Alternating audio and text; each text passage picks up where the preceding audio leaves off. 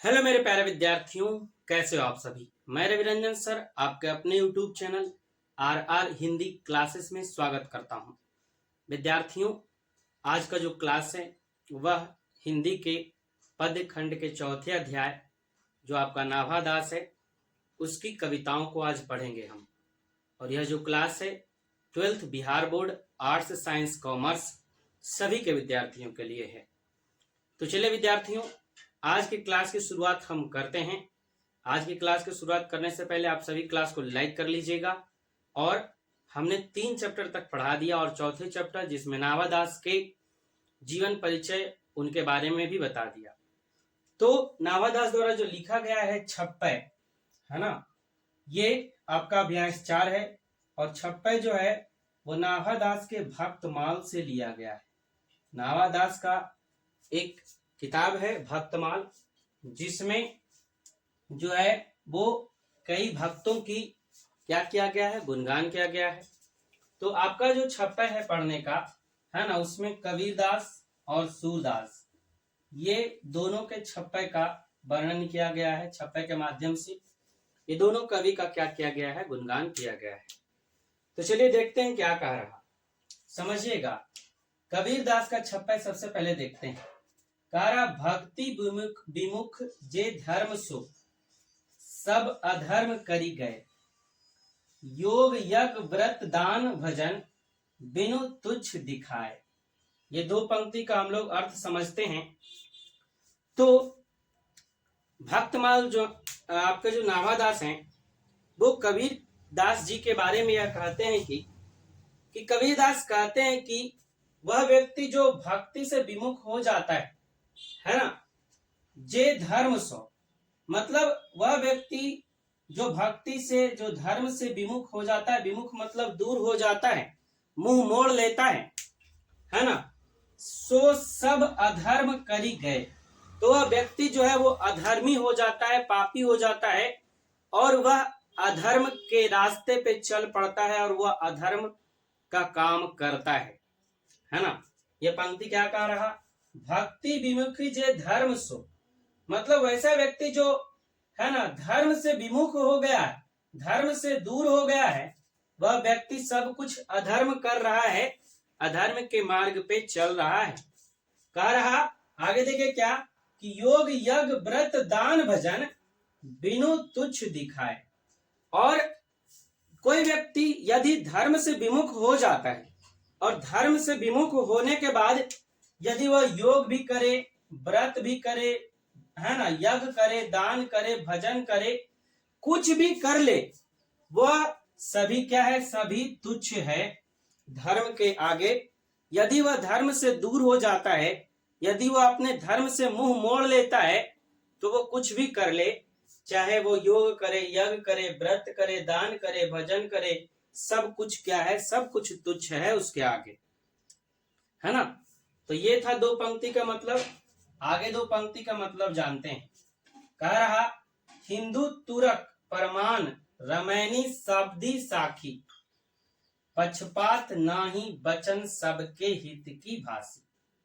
अब ये 2 पंक्ति के माध्यम से नाभादास जो है वो कबीरदास जी के बारे में क्या कह रहे हैं वो समझिएगा आप। तो कह रहे हैं क्या कि हिंदू तुरक, हिंदू मतलब हिंदू और तुरक मतलब मुसलमान, है ना, हिंदू तुरक मुसलमान, प्रमाण मतलब साक्षी या सबूत, प्रमाण मतलब क्या होता है, सबूत।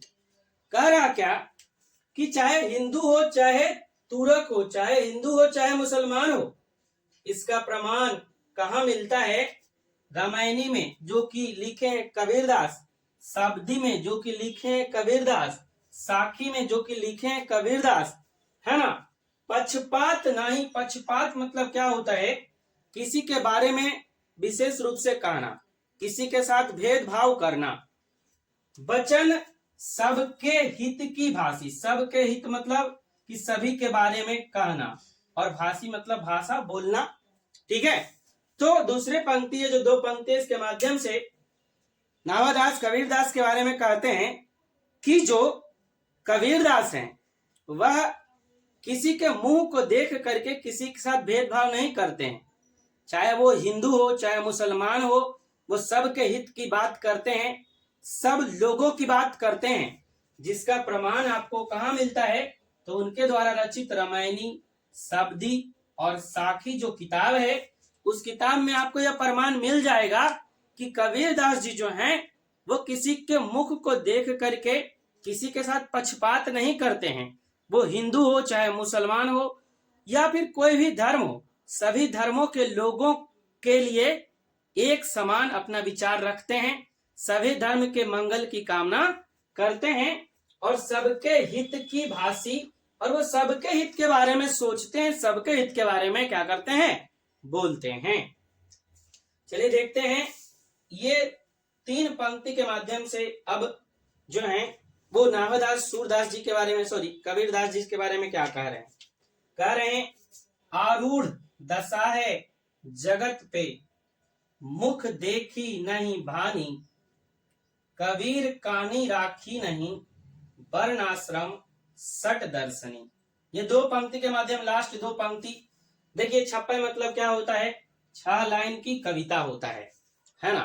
तो आपको 6 लाइन ही दिखेगा, 2 2 4 2 6। अभी देखिए जो हम आपको पढ़ा रहे हैं, इसका यदि आपको पीडीएफ चाहिए, 2 लेसन तक पीडीएफ हम अपने टेलीग्राम चैनल में डाल दिए हैं। तो आप हमारे टेलीग्राम चैनल हिंदी के लिए बिहार बोर्ड 12th ऑफिशियल 2024 से जुड़ जाइएगा। इंग्लिश के लिए इंग्लिश मस्ती रवि से जुड़ जाइएगा। किससे? इंग्लिश मस्ती रवि से। और ज्यादा आपको जानकारी लेना है तो इस नंबर पे आप मैसेज भी कर सकते हैं व्हाट्सएप पे, ठीक है? और इंग्लिश के लिए हमारे इस यूट्यूब चैनल से भी आप जुड़िएगा, इंग्लिश मस्ती रवि से। देखिए क्या कह रहा बाबू, कह रहा आरूढ़ दशा है जगत पे, मुख देखी नहीं भानी, कबीर कानी राखी नहीं, वर्णाश्रम सट दर्शनी। शब्द यहाँ देखिए, आरूढ़ मतलब क्या है? सवार। दशा मतलब दशा में होकर। अब समझिएगा क्या कह रहे हैं? कह रहे हैं आरूढ़ दशा है जगत पे। जगत पे जो है ना वो क्या है? संसार में वो सवार है ना? संसार में क्या है? या दशा में क्या है? सवार है।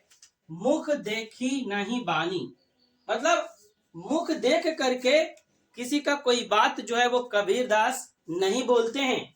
क्या कह रहा? मुख देखी नाही भानी, भनी, है ना? मतलब कबीरदास जी जो है वो मुख को देख करके कि भाई तुम अच्छा है, तुम बुरा है, चेहरा से देख करके किसी के बातों को, किसी के प्रति वो बोलते नहीं हैं, वो सबके हित की बात करते हैं। और आगे कह रहा कबीर कानी राखी नहीं। कानी राखी मतलब क्या होता है? ध्यान रखना नहीं। वर्णाश्रम सट दर्शनी। वर्णाश्रम मतलब क्या होता है? वर्णाश्रम होता है जाति प्रथा, है ना? जैसे हमारे समाज को 4 वर्णों में बांटा गया, क्षत्रिय, वैश्य और शूद्र और ब्राह्मण, ये 4 वर्ण था। तो कह रहा क्या कि आरूढ़ दशा है जगत पे।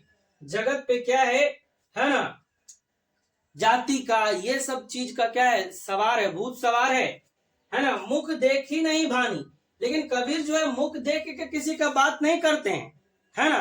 वो सबके हित की बात करते हैं। और कह रहा कबीर कानी राखी नहीं, और कबीर कभी इस बात पे ध्यान नहीं देते हैं कि लोग क्या बोल रहे हैं, है ना? जैसे आपके आसपास यदि कुछ बोल रहे हैं, आप उसको सुनते हैं तो आप ही दूसरे के सामने वो चीज जाके बोलते हैं, लेकिन आप जो देखते हैं वही बोलते हैं, है ना? तो वो बात हुआ। तो कह रहे हैं कि कबीर कानी राखी नहीं।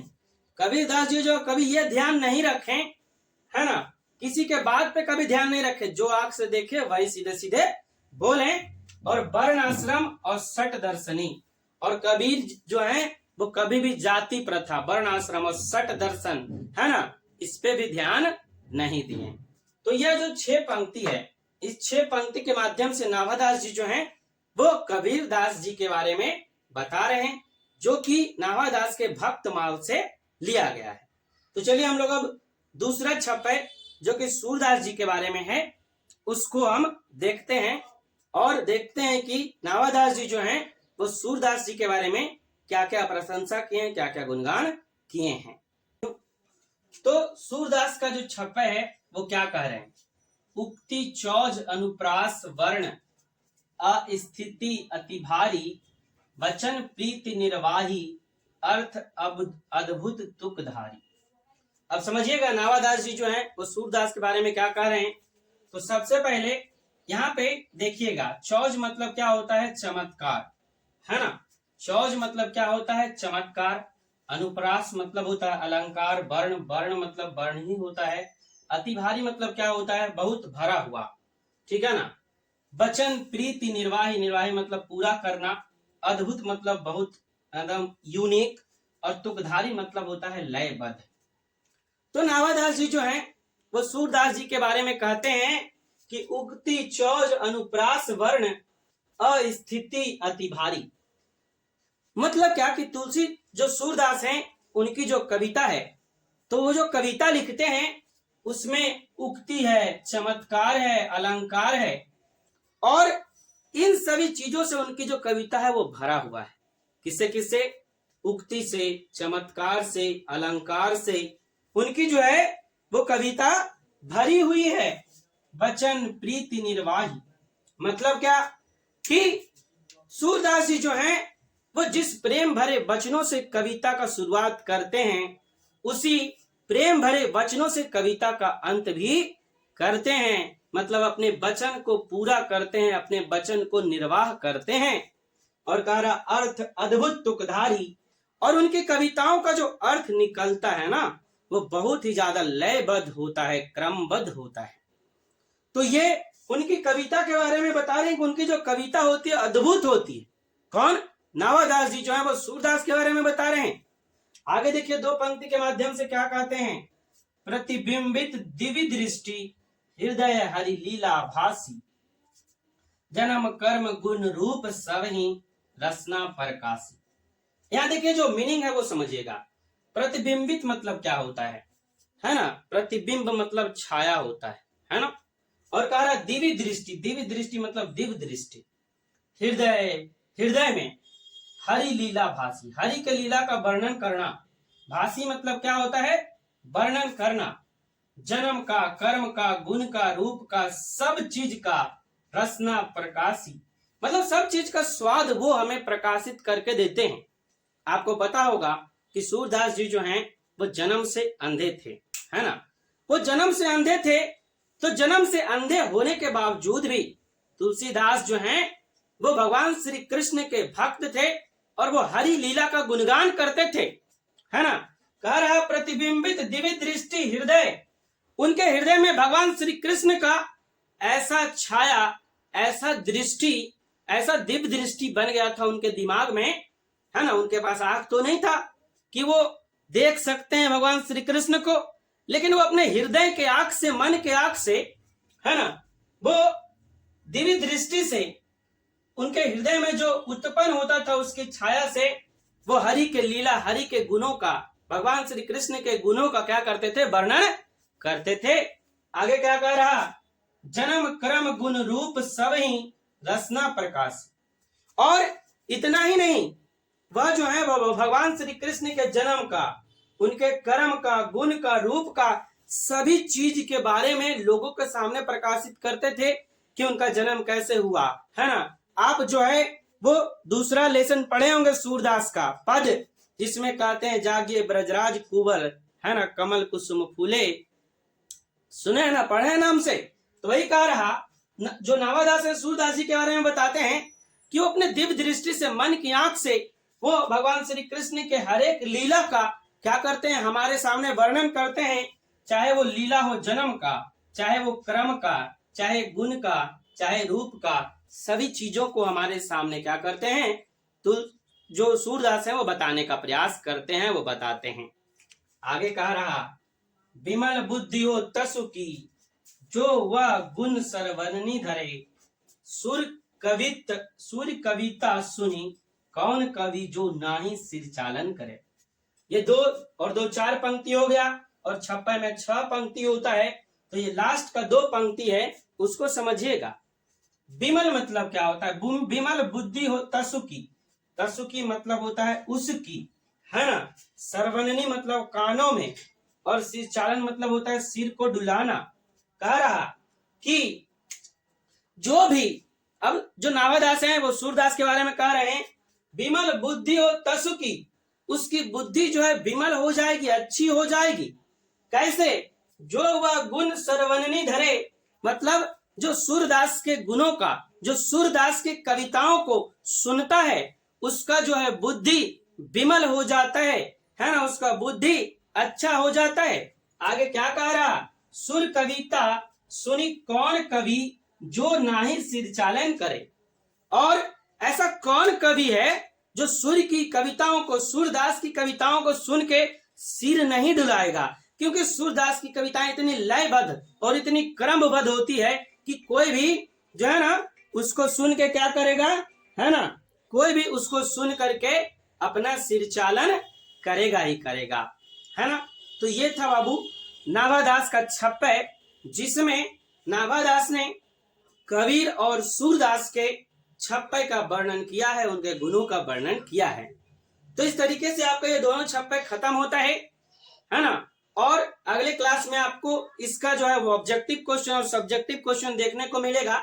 जैसा कि हम पढ़ाते हैं आपको, सबसे पहले हम जो भी लेखक है उनके परिचय को बताते हैं, उनकी कविता को बताते हैं, उसका ऑब्जेक्टिव और शॉर्ट क्वेश्चन आंसर करवाते हैं, ताकि आपका चैप्टर एकदम अच्छे से सीरियल वाइज से खत्म हो जाए और आप पढ़ के अच्छा नंबर ला सके।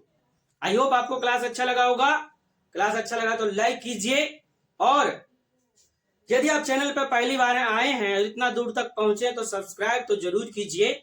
और हमारे इंग्लिश पढ़ने के लिए RR ऑनलाइन क्लासेस, इंग्लिश मस्ती ऑनलाइन, इंग्लिश मस्ती रवि, और यह हमारा जो चैनल है इसको भी सब्सक्राइब करें, और कमेंट बॉक्स में अपना कमेंट करना नहीं भूलें। ठीक है विद्यार्थियों, मिलते हैं आपसे फिर कल इसी समय में 7:30 बजे आपके अपने क्लास में, और क्लास आपका रेगुलर चलेगा। ठीक है, तब तक के लिए गुड नाइट सबको, बाय बाय। फिर 8:05 में आपका इंग्लिश का क्लास शुरू होगा, तो इंग्लिश के क्लास को भी जरूर जुड़िएगा। ठीक है विद्यार्थियों, बाय बाय।